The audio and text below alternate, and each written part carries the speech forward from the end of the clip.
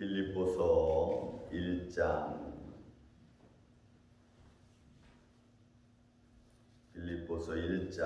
3절로부터 11절에 이르는 말씀입니다. 3절로부터 11절에 이르는 말씀을 교독합니다. 내가 너희를 생각할 때마다 나의 하나님께 감사하며 간구할 때마다 너희 우리를 위하여 기쁨으로 항상 간구하며 너희가 첫날부터 이제까지 복음을 위한 일에 참여하고 있기 때문이다. 너희 안에서 착한 일을 시작하신가 그리스도 예수의 날까지 이루실 줄을 우리는 확신하노라. 내가 너희 무리를 위하여 이와 같이 생각하는 것이 마땅하니 이는 너희가 내 마음에 있음이며 나의 메임과 복음을 변명함과 확정함에 너희가 다 나와 함께 은혜에 참여한 자가 됨이라. 내가 예수 그리스도의 신장으로 너희 무리를 얼마나 사모하는지 하나님이 증인이시라. 내가 기도하노라. 너희 사랑을 지식과 모든 총명으로 점점 더 풍성하게 하사 너희로 지극히 선한 것을 표현하며 또 진실하여 허물 없이 그리스도의 날까지 이루고 예수 그리스도로 말미암아 의의 열매가 가득하여 하나님의 영광과 찬송이 되기를 원하노라. 아멘. 네, 좀 긴 말씀입니다만은 같이 말씀을 보면서 다 전하지 못하면 내일도 말씀 보는 거로 보겠습니다. 자, 우리 빌립보 또 배경을 좀 더 다시 한번 봅시다. 우리 빌립보서의 배경은 사도행전 16장에 전장에 걸쳐서 나와 있습니다. 드로아에 있다가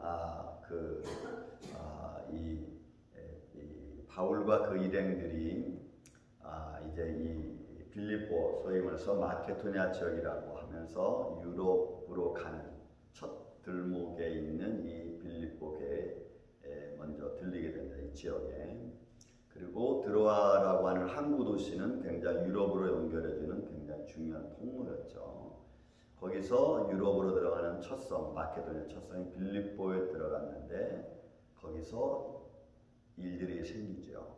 그 일들이 먼저 해변에 나가서 바울이 모여있는 여인들과 말하다가 자주세 옷감장사인 루디아를 만나고 또 루디아는 어디서부터인지 복음을 들었고 그 복음을 들은 루디아의 마음을 성령님이 여시고 바울을 모시다, 그 일행들을 모시다 예배드리고 세례받는 일이 생깁니다.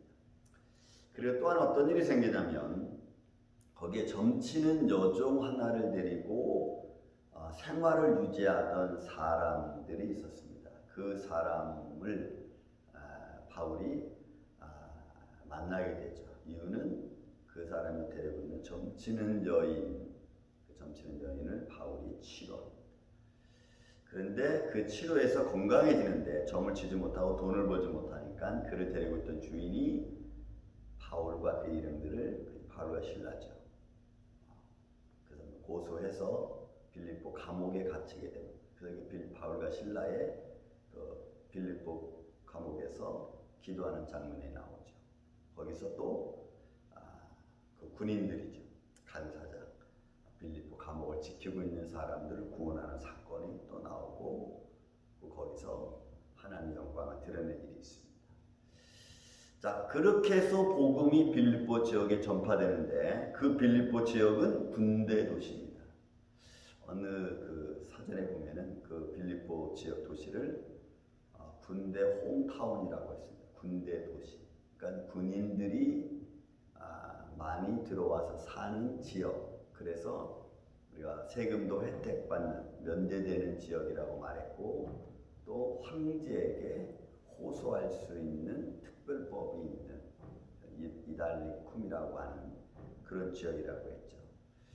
그래서 여러분 우리가 그런 말을 이렇게 들었을 때 참고로 할 때에 빌립보 지역의 삶의 환경을 조금 이렇게 느껴지잖아요.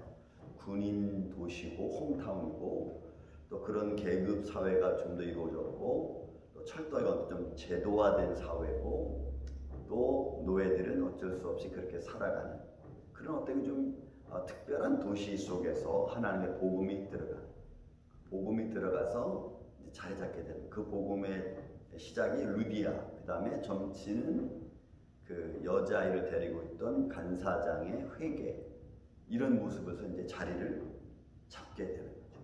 자, 자리를 잡게 됐습니다. 자, 한 번 더 봅시다. 이제 그런 상황 속에서 교회가 어떻게 만들어졌는지, 이제 그런 복음이 전파되고 그런 일들이 있으니까 그 말을 전하는 사람들이 있었을 것이고, 그렇게 전도된 자들이 와서 예배를 드리고 서로 말씀을 나누는 그런 빌립보 모습을 우리가 볼 수가 있겠죠.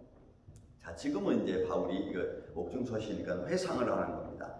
내가 너희를 생각할 때마다 나의 하나님께 감사하며, 그렇게 복음이 전파되고 그로 말미암아 성립되어진 빌립보 교인들, 바울이 회상을 합니다.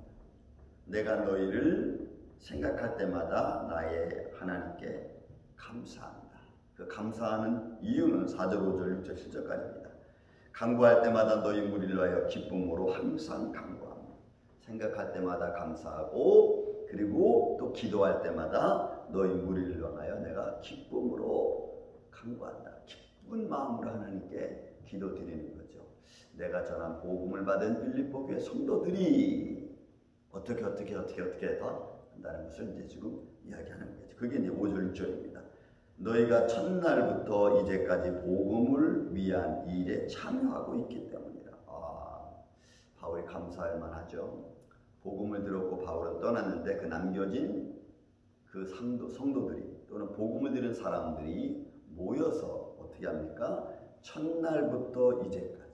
그러니까 바울은 복음을 전했고 그 전에 들은 날부터 시작해서 내가 듣고 있는 지금까지, 그런 거겠죠. 그런 모습으로 바울은 빌립보 교회를 회상하고 그들을 칭찬합니다. 복음을 위한 일, 이래서 복음을 위한 일에, 그러니까 복음이 계속해서 그들의 마음속을 사로잡고 그들의 마음을 위로하고 있었다는 우리가 알 수가 있죠. 참여하고, 이 참여라는 것은 여러분 원래는 코이노니아, 이겁니다. 성도의 교제. 그러니까 복음을 위한 일에 그들이 모였고, 그렇게 모인 너희들이 서로 교제하는 걸 말해요. 그러니까 성도의 교제가 활발히 이루어지는 게 여러분 신앙생활이고 교회생활입니다. 지금 우리는 이 팬데믹 때문에 이 교제가 잘 안 되죠. 교제, 만나는 걸 서로 마스크 쓰고 있어야 되니까 그 만남이 좀 더 부자연스럽고 또 오래가기 쉽지 않고. 여러분, 근데 신앙생활은 교제가 가장 중요한 겁니다. 신앙생활은. 근데 그 교제를 끊어놔 버리니까 혼자서 무슨 교제를 합니까, 여러분? 혼자서. 이게 교회의 어떻게 보면 위기다라고 볼 수가 있어요. 교제를 끊어버리는 이런 현실적인 삶이 어떻게 보면은 신앙생활을 약하게 만드는 것 중에 하나입니다. 그래서 빌립보 교회 성도들은 지금 군대도시, 좀 제도화된 사회, 그런 어떤 문화적인 환경 속에서, 사회적인 환경 속에서 그들이 서로 모이고 서로 교제할 수 있다는 것은 아마도 좀 어제도 말씀드렸지만 좀 위에 있는 사람들, 상위층에 있는 사람들보다는 그 밑에 있는 중하층에 있는 사람들이 훨씬 더 많았을 겁니다. 그리고 그들은 모여서 복음을 나눴다는 교제, 복음을 나눴다. 바울이 전한 복음을 들었고 그 복음을 교제하고 예수의 이름을 이야기하고 그들의 생활 속에서 희생하고 서로 섬겨주고 서로 위로해주고 서로 또 감싸주고, 오늘 이런 힘든 일이 있었니? 야, 우리 힘내자 하고 위로해주는 그런 일들이 바울에게 들린 거죠. 바울이 그런 말을 듣고 그들이 그렇게 행하는 걸 보고 하나님께 감사하고 기쁜 거예요. 그 이야기를 지금 하고 있는 겁니다. 참여하고 있기 때문이다. 그 다음에 너희 안에서 이런 착한 일을 시작하신 이가, 그러니까 결국은 그들이 서로 교제하고 서로 위로해주고 사랑해주는 이런 일들을 하는 것을 말하는 거죠. 그런 이가 그리스도의 예수의 날까지 이루실 줄을 우리는 확신합니다. 결국 뭐예요? 바울은 이런 일들은 예수님 오시는 그날까지 너희가 복음에서 떠나지 않고 그렇게 생활할 것을 나는 믿는다. 이렇게 딱 확신을 주는. 그러니까 그들의 믿음 생활이 얼마나 견고하고 또 그들의 믿음 생활이 얼마나 쭉 계속됐는지 아마 지금 이 복음을 바울이 전할 때는 이 빌립보 옥중에서 전할 때는 2차 전도행이 들어가서 복음이 전해졌고 아마 10여 년이 흘렀습니다. 그런 흐름 중에서 빌립보 교회가 그렇게 성장해 가고 있는 것을 바울은 지금 들은 거예요. 그런 여러분이가 얼마나 기쁘고 감사합니까? 얼마 전에도 6.25 여러분 70주년 지났죠. 참전용사들이 한국의 옛 1950년대 60년대 사진을 보이고 나서 내가 나가서 목숨 걸고 지켰던 나라가 이렇게 성장해서 이제는 선진국 대열에 들어온 것에 대한 감사. 그래서 한국 정부에서 여러분 참전 용사들을 초청해서 기념 박물관 데려가고 그들에게 그런 모습 보여줬던 것을 우리가 뉴스를 통해서도 보았을 거고 그런 거죠. 내가 목숨 걸고 지켰던 나라. 또 한국은 이번에 이런 팬데믹으로 인해서 자기를 우린 이 한국을 목숨 걸고 지키던 나라들에게 여러분 그 방역할 수 있도록 진단 키트 보내고 마스크 보내고 막 그랬잖아요. 에티오피아부터 시작해가지고 콜롬비아까지 다 이렇게 보냈습니다. 그래서 서로 또 너무너무 또 고마워. 그러니까 그런 소식을 들으니까 너무 감사한 거죠. 내가 목숨 걸고 던졌던 그 수고가 이렇게 아름다운 열매를 맺었다는 것에 대한 감사. 그런 거예요. 바울은 지금 빌립보 교회에게 복음을 전했고 그런 그 빌립보 지역 복음이 전파되지도 않을 것 같은 이런 군대 도시 그런 어떤 체계화된 도시 속에 하나님 복음이 자라나고 교제가 이루어지고 복음에 관한 일들이 만들어진다는 것이 얼마나 감사한 일인지. 그리고 그런 착한 일이 예수님이 오신 날까지 나는 너희가 그런 믿음 지킬 것 나는 확신한다. 그들을 위로해 주고 여러분 우리도 역시 마찬가지인 줄 믿습니다. 지금 세상이 뭐 이런저런 상황일로 사람마다 힘들고 어렵죠. 팬데믹 전으로 돌아가는 것은 쉽지 않지만 그러나 이런 과정 속에서 우리가 믿음 잃지 않고 믿음 지키려고 애를 쓰고 그리고 또 말합니다. 여러분 7절에도 내가 너희 무리를 위하여 이와 같이 생각하는 것이 마땅하다. 이거 당연한 거죠. 왜? 복음은 살아있는 말씀입니다. 살아있는 말씀이 가면 어디든지 뿌리를 내리고 그리고 그 복음 안에서 성령님이 역사하니까 당연하다는 거죠. 이것이. 여러분이 당연한 겁니다. 근데 이 당연한 것이 당연하지 않게 되는 현실적인 어떤 개인적인 것부터 시작해서 퍼블릭적인 것 이런 것들은 문제가 되는 거죠. 생명의 말씀은 능력이기 때문에 어디든지 가서 뿌리를 내릴 수 있는데 그거를 방해하고 또 그것을 실천하지 못하고 믿지 못하는 일들이 이제 우리 사회에 너무나 빈번하게 됐고 이미 그것이 습관화돼서 말씀은 듣고 그냥 흘려버리는 정도가 돼버리지 않았습니까? 이 시대가. 그런 것에 비하면 바울은 지금 이 빌립보 교회가 이렇게 말씀을 들은 첫날부터 지금까지 성장해가는 것이 아름답고 복된 거지. 너희 무리를 위하여 이와 같이 생각하는 것이 내가 마땅하다. 그러니까 마땅한 생각이 사람들은 마땅하지 않게 되는 거죠. 당연히 말씀이 자라나고 그 말씀으로 말미암아 믿음이 성장하는 것이 마땅하고 당연한 건데 현실은 그렇지 못한 거예요. 그것에 대한 바울이 빌립보 교회를 향해서 감사하는 마음이죠. 그래서 기뻐하는 거고 이는 너희가 내 마음에 있음이며 그렇게 행하는 빌립보 교인들을 향한 바울의 마음 그리고 거기에 대한 사랑 빌립보 교인들에 대한 사랑의 마음을 지금 바울이 전하고 있는 거예요. 바울의 마음이죠. 이게 빌립보 교인들을 향한 자기가 전한 복음을 들었던 그들이 그렇게 자라는 것에 대한 감사와 기쁨 이런 것에 대한 바울의 표현입니다. 또 그런 것뿐만이 아닙니다. 그들이 어떻게 바울에 대한 생각을 하고 있는 것도 바울이 지금 다시 또 얘기해주고 있습니다. 나의 매임과 복음을 변명함과 그러니까 바울이 전한 복음이 어떤 것인가를 여러분 이거 전도하는 거예요. 또 여러분 군사회라고 했잖아요. 군대 홈타운 그렇게 만들어진 사람들에게 여러분 군인들은 체계적이고 분명하고 명령, 복종 이런 시대를 살아온 사람들이기 때문에 일반적인 사람의 생각과 좀 다릅니다.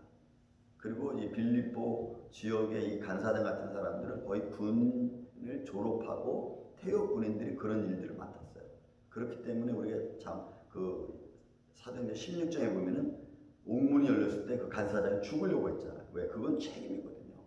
군인으로서 자기가 제대로 했고 그런 군인으로서 그런 일을 지키는데 죄수 하나 지키지 못한 그런 마음의 책임. 그래서 자살하려고 하는데 죽지 마라.